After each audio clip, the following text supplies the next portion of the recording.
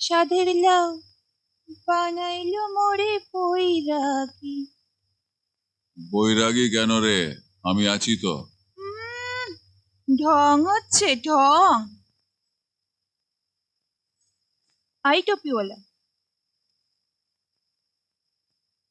মাত্র এই কটা টাকা? তুই ভুলে যাচ্ছিস তুই রানীর কাছে এসেছিস। যে বাবুলাল তোর ব্যবসাতে লালবাতি জ্বালিয়েছে সে তো আমার পিছনে আঠার মতো লেগে আছে। আরে সেদিন তো ওর কাছে গেছিলাম, পাক্কা 10,000 দিয়েছে। তাই নাকি? মালয়েশিয়া কেমন লাগলো? হাসছিস কেন? আরে মালয়েশিয়া কি রে, ও তো এই মল্লিক বাজারেই আছে, 14 নম্বর রোড, 8 নম্বর অ্যাপার্টমেন্ট। जिसको ढूंढा गली गली वो घर के पिछवाड़े मिली। কি? কিচ্ছু না, এই নে। হঠাৎ? তুই এত বড় নেতার জানু, তুই যেটা চাইবি সেটা তোকে দিতেই হবে। তাহলে তো তুই যা চাইছিস তা তোকে দিতেই হবে। সেলিম খান, যা সালা, কবাব মে হাড্ডি। তোমাকে দেখে আমার লজ্জা হয় সেলিম। তোমার মতো একজন ব্রিলিয়ান্ট অফিসার কেন ওরকম জায়গায় গিয়ে ফালতু টাইম নষ্ট করো? আচ্ছা, ওসব জায়গায় গিয়ে কি পাও তুমি? স্যার, ট্যালেন্ট দেখাবার সুযোগ। শাট আপ, তোমার মুখ আমি আর দেখতে চাই না। Get out. Thank you sir. এই শোনো sir. Excuse me, sir. Sir, for your kind information, police জানে কি বাবুলাল মালয়েশিয়া আছে, কিন্তু মালয়েশিয়া নেই। ও মল্লিক বাজারে 14 নম্বর রোডে 8 নম্বর অ্যাপার্টমেন্টে লুকিয়ে আছে। আসছি স্যার। সেলিম, এই তোমরা জায়গাটা রেড করে ওকে অ্যারেস্ট করো। যাও। Yes, sir. Sit down. You are a lovable. তুমি জানো কেন তোমাকে এখানে ডাকা হয়েছে? জানি স্যার। কি জানো? অমরনাথ গাঙ্গুলির খুন হয়েছে, আর পুলিশের কাছে কোনো ক্লু নেই। তাছাড়া ওপর থেকে অনেক চাপ এসছে, etcetera etcetera etcetera etcetera. Wow, কি Selim, she is my wife. ও বৌদি, নমস্কার। নমস্কার বৌদি। স্যার, এই ছবিটা সবসময় আপনার সামনে রাখা উচিত, সবসময় আপনার কাছে। সেলিম, স্যার। যে করেই হোক অমরনাথ গাঙ্গুলির খুনিকে আমাদের খুঁজে বের করতেই হবে। স্যার, স্যার আমার 3টে শর্ত আছে স্যার। কি শর্ত? আমার কাজে কেউ বাধা দেবে না, আর আপনার লোক আমায় কোথাও থেকে তুলে আনতে পারবে না, আর আমার 10,000 টাকা দরকার। 10,000 টাকা? কেন? একটা কাজ হাফ ডান করে এসেছি। এমন কি কাজ তুমি হাফ ডান করে এসছো? স্যার, ওটা আপনাকে বলা যাবে না, সোম আপনাকে জানিয়ে দেবে। আর কাজটা করতে একটু সময় লাগবে। কতদিন সময় লাগবে? দিন নয়, রাত। আর আপনি তো জানেন আমি রাত্রি ছাড়া কাজ করি না। You are really impossible. Thank you sir. আর বৌদিকে আমার একটু প্রণাম জানিয়ে দেবেন। আসছি স্যার। সেলিম,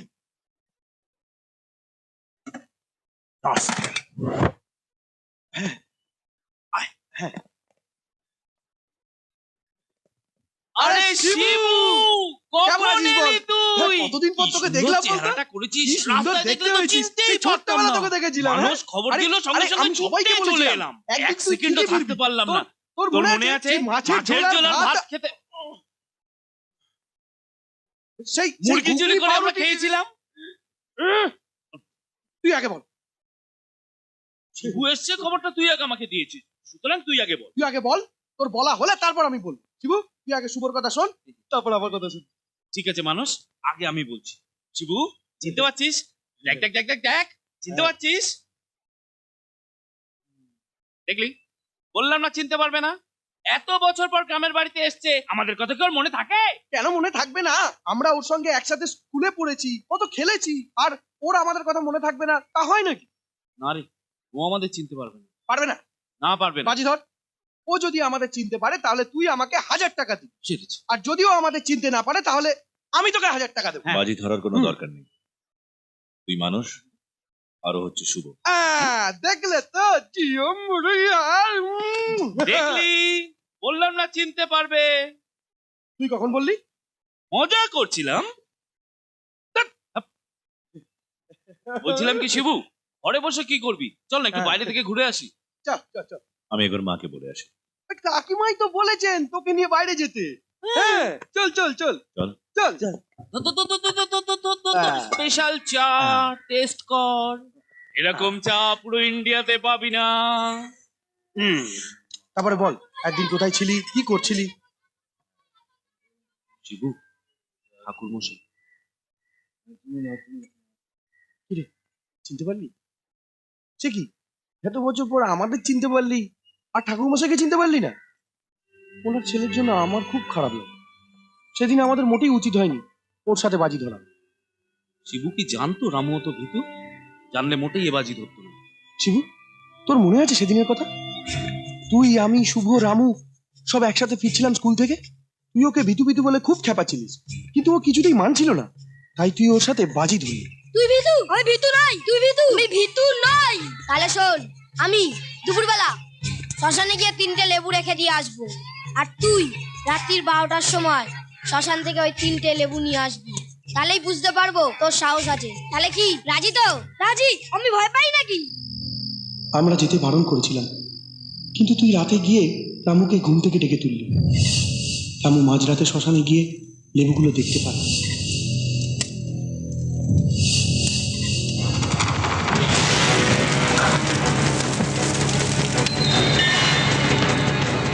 শিবু কোথায়? তারপর তুইও গ্রাম ছেড়ে পালিয়ে গেলি।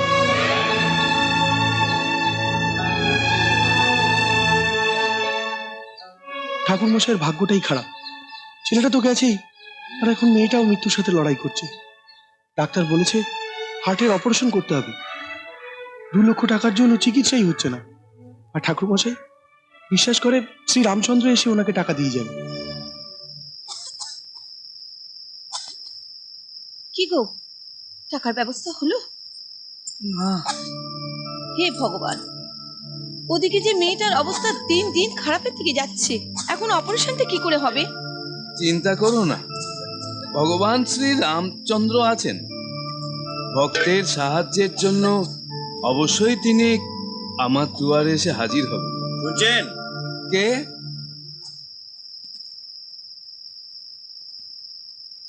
কাকু, এই গ্রামের রাস্তা দিয়ে যাচ্ছিলাম, হঠাৎ গাড়িটা খারাপ হয়ে গেছে। ও, কিন্তু আশেপাশে তো গাড়ি সারাবার দোকান নেই, সেই দুর্গাপুর যেতে হবে। চলুন আমি ধাক্কা মারছি। না না, দরকার নেই। তাহলে চল। আমাকে একটু জল খাওয়াবে? হ্যাঁ নিশ্চয়ই। সঙ্গে কিছু খাবারও নিয়ে আসবেন।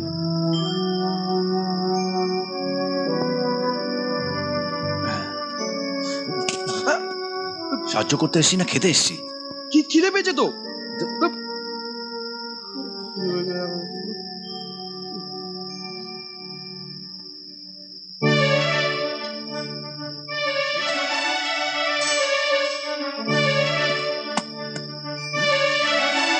কিরে, কি ফেললি? টাকা। টাকা?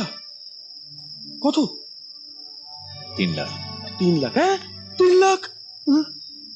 তোর বাড়িতে কি টাকার গাছ আছে নাকি?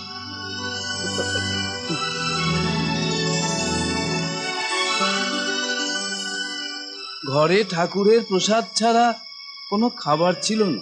ঠিক আছে, ওতেই চলবে, ওতেই চলবে। আমরা আসি, ধন্যবাদ। চল। 1 মিনিট 1 মিনিট। ঠাকুর মশাই, আপনাদের বাগানের দিকটা খুব নোংরা হয়ে আছে। এই, কাকিমাকে বলবেন ভালো করে পরিষ্কার করতে। ওই চল। তুলসী মঞ্চের দিকটাও খুব চল। নোংরা, ওখানটা ভালো করে পরিষ্কার করতে বলবেন।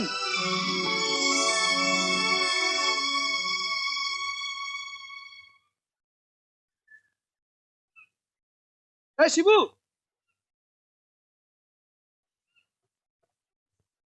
তুই এইখানে?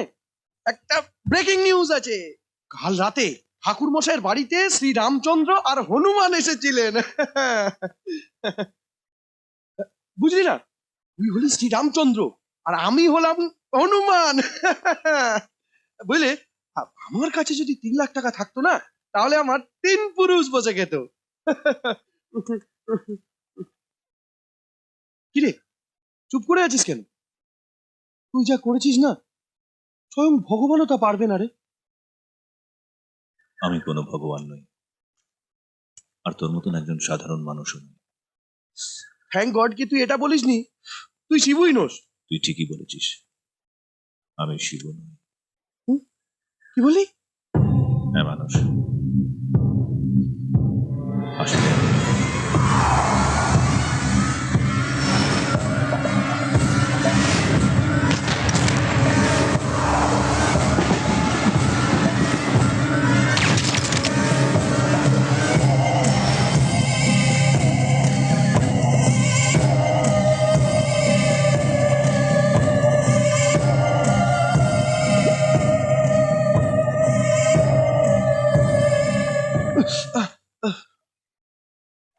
বাড়ির সবাই তোকে শিবু বলেই ধরে নিয়েছে না? হ্যাঁ। তুই যদি শিবু না হোস তাহলে ঠাকুর মশাইকে সাহায্য করতে গেলি কেন? কারণ ঠাকুর মশাইয়ের এই অবস্থার জন্য দায়ী ছিল শিবু। তুই যদি চৌধুরী বাবুর নাতি না হোস তাহলে এই গ্রামেই বা এলি কেন? শিবুর সঙ্গে যা হয়েছিল তার জন্য দায়ী আমি। ও, ব্যাপারটা কনফিউজিং, কিন্তু বুঝতে পারছি। শিবু শোন, তোকে একটা কথা বলবো। তুই যদি অমরনাথ বাবুকে খুন না করে থাকিস তাহলে তুই পুলিশকে সব বলছিস না কেন? কারণ পুলিশ আমাকে খুঁজছে, ওরা জানে আমি খুনি। তাহলে তো তোকে লুকিয়ে থাকতে হবে। সেটাই তো করছি। শিবু, তুই যে আমাকে সব সত্যি কথা বললি, এখন আমি যদি সবাইকে সবকিছু বলে দিই? দেখ মানুষ, তুই আমাকে কিছু জিজ্ঞেস করিসনি, আমি নিজের থেকেই তোকে সব বলেছি। কিন্তু শিবু আমি যেমন হনুমান ছিল রামের সব থেকে বেশি বিশ্বস্ত, আমিও তোকে সেভাবেই বিশ্বাস করি।